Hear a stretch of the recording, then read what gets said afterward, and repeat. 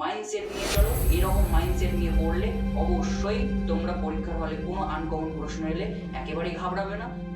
মাধ্যমিকের ইতিহাসে যদি কোনো প্রশ্ন আনকমন পড়ে যায়, যদি কোনো প্রশ্ন এমন মনে হয় যে এটা কোনো দিন আমি পড়িনি কিন্তু আমাকে ভালো রেজাল্ট করতে হলে এই প্রশ্নের উত্তরটা অবশ্যই দিতে হবে, এরকম যদি কোনো প্রশ্ন পড়ে যায় আর সেই প্রশ্ন তুমি উত্তর পারছো না বা সেই প্রশ্নটা যদি আনকমন পড়ে, তাহলে কেমনভাবে সেই প্রশ্নটা অ্যাটেন্ড করবে, কেমনভাবে সেই প্রশ্নের উত্তরটা একটু সুন্দরভাবে একটু সাজিয়ে গুছিয়ে লিখতে পারবে, সমস্তটাই আজকের এই ভিডিওতে বলবো।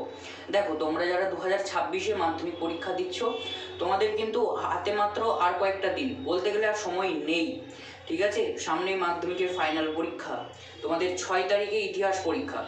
এবার যখন তোমরা প্রশ্নপত্র খুললে, প্রশ্নপত্র দেখলে, প্রথম সমস্তটাই কমন, কিন্তু লাস্টের হয়তো দু একটা প্রশ্ন এমন প্রশ্ন দিয়েছে যে প্রশ্নটা তোমাকে করতেই হবে কিন্তু সেটা আনকমন, সেটা তুমি পারছো না, অনেক চেষ্টা করছো কিন্তু পারছো না।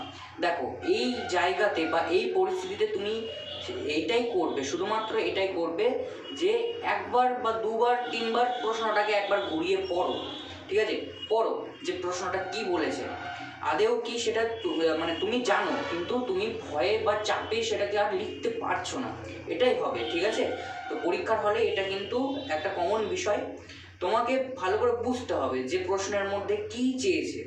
যেমন আমরা অঙ্ক যদি না পারি তাহলে অঙ্কর প্রশ্নটা যেমন আমরা বারবার ভালো করে পড়ি যাতে অঙ্কটা বুঝতে পারি যে কী উত্তর চেয়েছে, কোনটা বের করতে চেয়েছে, সেই রকম একইভাবে আমরা ইতিহাসের প্রশ্নটা একটু ভালোভাবে পড়ব, দেখব সেখানে কি চাওয়া হয়েছে, নীল বিদ্রোহের কারণ চেয়েছে না নীল বিদ্রোহের পরবর্তীতে কি ফলাফল হয়েছিল সেটা চেয়েছে, আমাকে যেটা চেয়েছে সেটা আগে বুঝতে হবে। ঠিক আছে, তো সবথেকে গুরুত্বপূর্ণ বিষয় এই ক্ষেত্রে যে তোমার আনকমন প্রশ্ন পড়ে গেছে বা কোনো প্রশ্ন পাচ্ছ না, তুমি ভালো করে আগে প্রশ্নটা পড়ো। তুমি প্রশ্নের উত্তর জানো কিন্তু সেটা চাপে হয়তো ভুলে গেছো বা প্রশ্নটা একটু ঘুরিয়ে দিয়েছে বলে তুমি হয়তো একটু ভয় পেয়ে গেছো, সেই জন্য তুমি আর পাচ্ছ না, কিন্তু দু তিনবার একবার পড়ো যে প্রশ্নটাতে কী চেয়েছে। ঠিক আছে, এই গেল প্রথম ধাপ। দ্বিতীয় ধাপ, প্রশ্নটা পড়ার পর ভালো করে সেটাকে ভাবো যে কিভাবে লিখবে, ভূমিকা থেকে শুরু করে একেবারে মূল্যায়ন পর্যন্ত তুমি সেটাকে কিভাবে সাজিয়ে লিখবে সেইটা একবার মনের মধ্যে চিন্তা করো। ঠিক আছে, সময় নিয়ে ভেবো না যে সময় পেরিয়ে যাচ্ছে, আমি ভাবলে অনেক সময় পেরিয়ে যাবে, এরকম ভেবো না, সেটা সমস্ত ছেড়ে দাও। আমাকে একটা প্রশ্ন 8 নম্বরের প্রশ্ন নামাতেই হবে বা 4 নম্বরের প্রশ্নটা নামাতেই হবে। ঠিক আছে, এইরকম মনোভাব নিয়ে তুমি ভাবো যে এই প্রশ্নটা আমি কী করে লিখবো, কীভাবে সাজাবো, ভূমিকাতে কি দিলে ভালো হয়, তারপর মূল্যায়নে কি দিলে ভালো হয়। একটা কথা বলে রাখি, বড় প্রশ্নের ক্ষেত্রে ভূমিকা থেকে শুরু করে একেবারে লাস্ট পয়েন্ট অবধি যদি তোমার ভালোভাবে লেখা হয়, তাহলে তুমি যদি মূল্যায়ন না জানো, অবশ্যই মূল্যায়ন ওই সে তোমার লেখা থেকেই অটোমেটিক তুমি বানিয়ে লিখতে পারবে, সেহেতু মূল্যায়নের বিষয়ে অত ভাবলেও চলবে না। তুমি ভূমিকা থেকে একেবারে মেন পয়েন্ট অবধি কতটা ভালোভাবে লিখবে সেটা একবার কল্পনা করো, কি কি দেবে, পয়েন্টের ভেতর কি কি দেবে, পয়েন্টগুলোর নাম কি দেবে, একটু ভেবে নাও, তারপরে লেখো।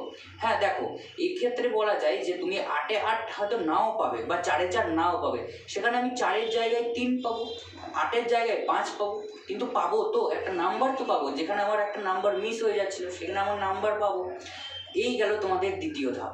তৃতীয় ধাপ, দেখো আমরা যখন কোনো প্রশ্ন আনকমন পাই বা আনকমন যখন দেখি, প্রশ্নপত্র যখন ওই 15 মিনিটের মধ্যে, প্রথম 15 মিনিটের মধ্যে যখন প্রশ্নপত্রটা আমরা খুব ভালোভাবে চেক করি যে কতগুলো আমরা পারবো, কোনগুলো আমাদের কমন পড়েছে একবার চেক করি, তখন কোনো প্রশ্ন হয়তো আনকমন এসছে সেটা তুমি দেখলে, এবার তার থেকে কিন্তু যে প্রশ্নগুলো তোমার পারা উচিত বা যে প্রশ্নগুলো তোমার কমন এসেছে সেই প্রশ্নগুলো কিন্তু অটোমেটিকলি ভুলে যাও। কেন ভুলে যাও? ওই এক চাপ বা ভয়ের কারণে। ঠিক আছে, তো এটাই আমার বলা থাকবে যে প্রথমে যদি কোনো আনকমন প্রশ্ন দেখো বা কোনো আনকমন প্রশ্ন পড়ে যায়, তাহলে একটু ঠান্ডা মাথায় সেটাকে ভাবো। ঠিক আছে, ওই যে প্রথমেই বললাম যে ভাবো, একটু ঠান্ডা মাথায় থাকো, মানে এমন কোনো রিয়াকশান দিও না যে তোমার যে কমন প্রশ্নগুলো আছে সেইগুলোর উত্তর যাতে ভুলে যাও, ঠিক আছে?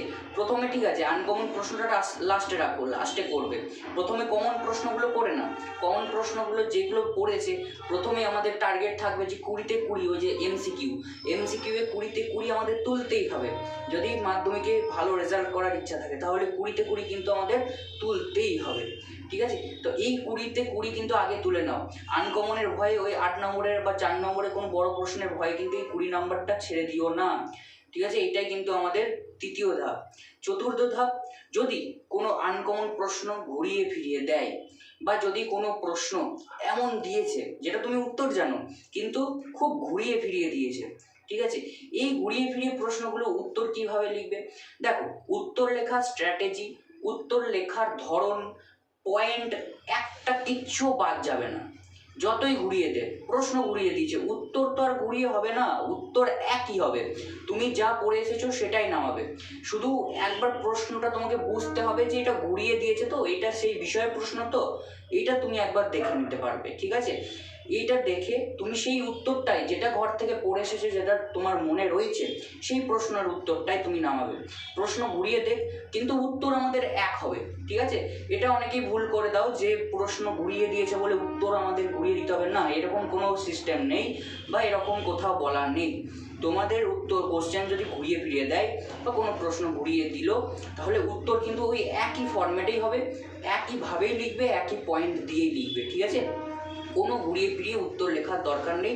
আর সব থেকে বড় ব্যাপার, বড় প্রশ্নের ক্ষেত্রে কোনো অবাঞ্ছিত কথা বা কোনো অবাঞ্ছিত তথ্য যেটার সঙ্গে প্রশ্নটার কোনো মিলই নেই, ঠিক আছে, সম্পর্কই নেই, সেই সমস্ত তথ্য দিয়ে খাতা ভরাট করলে চলবে না, তাহলে তোমার নাম্বার কিন্তু কমে যাবে। এটুকু মাথায় রেখে তোমরা বড় প্রশ্নের উত্তর লিখবে। তাহলে তোমাদের এইভাবেই কিন্তু বড় প্রশ্নগুলোকে অ্যাটেন্ড করতে হবে। এইভাবে যত বাড়িতে এখন থেকে প্র্যাকটিস করবে, ধরো এখন তো সময় আর নেই, ঠিক আছে? এখন ইতিহাস ছাড়াও আমাদের বাদ বাকি সাবজেক্টগুলোও দেখতে হবে। তো পরীক্ষার হলে এরকম প্রশ্ন কিন্তু আসবেই। দেখো ভাই, ইতিহাস পরীক্ষা দিচ্ছ, তার মানে কিন্তু ইতিহাস তোমাদের একটু ভালোভাবে পড়তেই হবে। কোনো বছর কঠিন, কোনো বছর আবার অনেক সোজা দিয়ে দেয়।